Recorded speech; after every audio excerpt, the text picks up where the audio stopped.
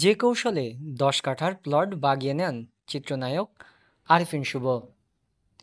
স্বৈরশাসক শেখ হাসিনা সরকারের তোষামোদী করে প্লট বাগিয়ে নিয়েছেন ঢালিউড অভিনেতা আরিফিন শুভ। রাজধানী উন্নয়ন কর্তৃপক্ষের পূর্বাচল নতুন শহর প্রকল্পে তাকে 10 কাঠার প্লট দেওয়া হয়েছে। তার প্লটের আইডি নম্বর 01403008, কোড নম্বর 190899 এবং 13/এ ধারায় তিনি প্লট বরাদ্দ পেয়েছেন। এই ধারায় সংরক্ষিত কোটায় প্লট বরাদ্দ দেওয়া হয়ে থাকে। 2023 সালের 27 নভেম্বরের বোর্ড সভার সিদ্ধান্তে এই প্লট বরাদ্দ দেওয়া হয়েছে বলে রাজুকের সংশ্লিষ্টরা জানান।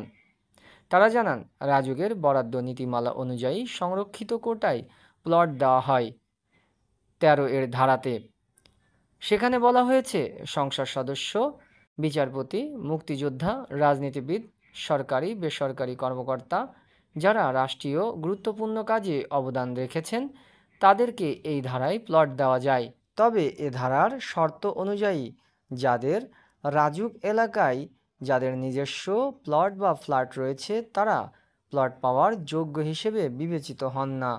তথ্যানুসন্ধানে জানা যায়, রাজুকের উপপরিচালক নায়েব আলী শরীফ স্বাক্ষরিত এক আদেশে আরিফিন শুভকে তার প্লটের চূড়ান্ত বরাদ্দ দেওয়া হয়।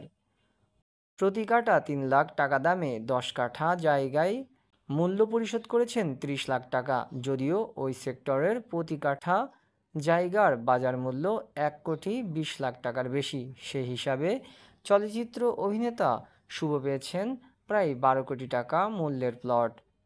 প্লট বরাদ্দ দেওয়ার বিষয়ে জানতে চাইলে রাজুকের তৎকালীন চেয়ারম্যান আনিসুর রহমান মিয়া বলেছেন, সরকারের সিদ্ধান্ত অনুযায়ী সংরক্ষিত কোটায় আরিফিন শুভকে প্লট বরাদ্দ দেওয়া হয়েছে।